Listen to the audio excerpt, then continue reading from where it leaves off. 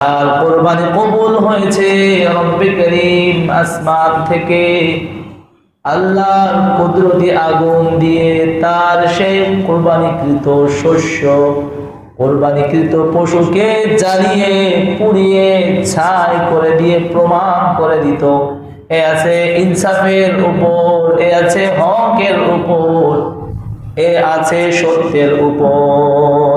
এভাবে কুরবানি পেশ করলো, হাবিলের কুরবানি কবুল হলো। আসমান থেকে আগুন আসলো, সেটাকে জ্বালিয়ে দিল, প্রমাণ হয়ে গেল হাবিল আছে সত্যের প্রতি, হাবিল আছে হকের পক্ষে, হাবিল আছে সত্যের পক্ষে। আল্লাহ কোরআনুল কারীমে এরপরে আয়াত নাযিল করেন, ইন্নামা ইয়াতাকাব্বালুল্লাহু মিনাল মুত্তাকিন।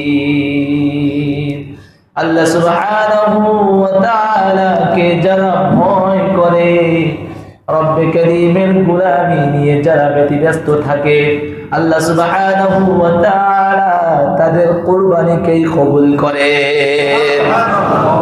কুরবানি হয়ে গেল, হাবিলের কুরবানি কবুল হয়ে গেল।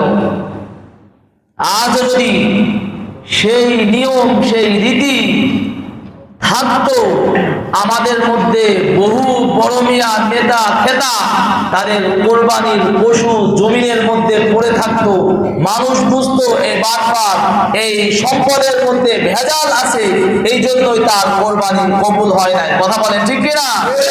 কিন্তু রব আমাদের উপর বড় ইহসান করেছেন, দয়া করেছেন।